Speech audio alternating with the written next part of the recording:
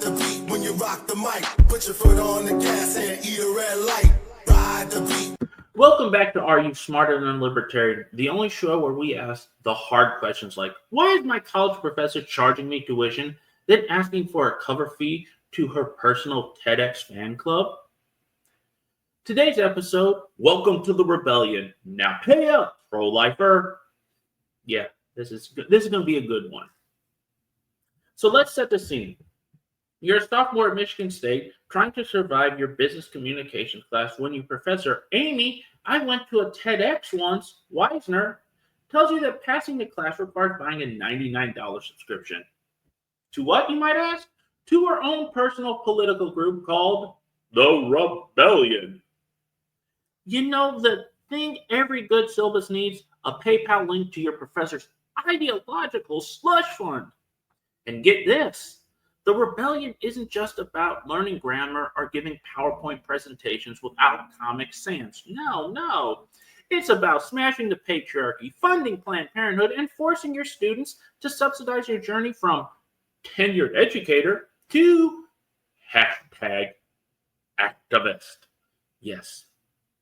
Because apparently nothing says academic integrity like involuntarily crowdfunding your professor's midlife crisis.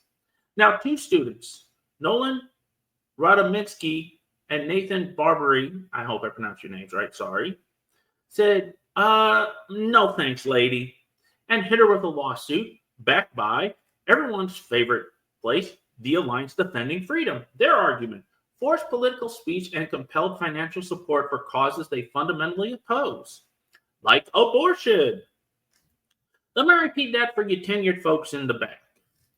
You can't force students to pay into your political movement. That's not business communications. That's ideological extortion with a syllabus.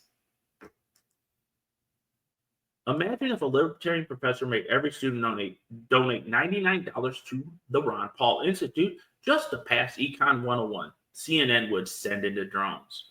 But when the cause is progressive enough, suddenly it's just course material. No, it's not. It's ideological indoctrination. Let's be clear. This isn't being anti-Planned Parenthood. It's about being anti-being forced to fund your professor's opinions. Free speech means you don't have to pay for speech you disagree with. This isn't some underground crypto campaign.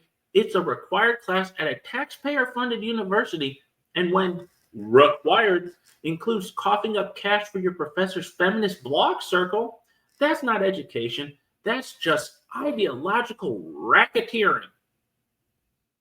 And when students complain, the university refunded the money, but not from Professor Rebellion herself. Oh no, from the college's own funds.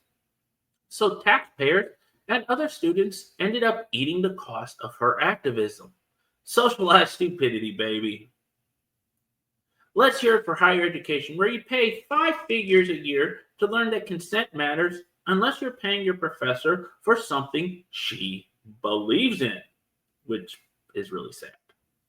Universities are supposed to foster debate, not demand tribute. And professors, teach your subjects, not your sermons. If I wanted a sermon, I would go to church, and I don't go to church.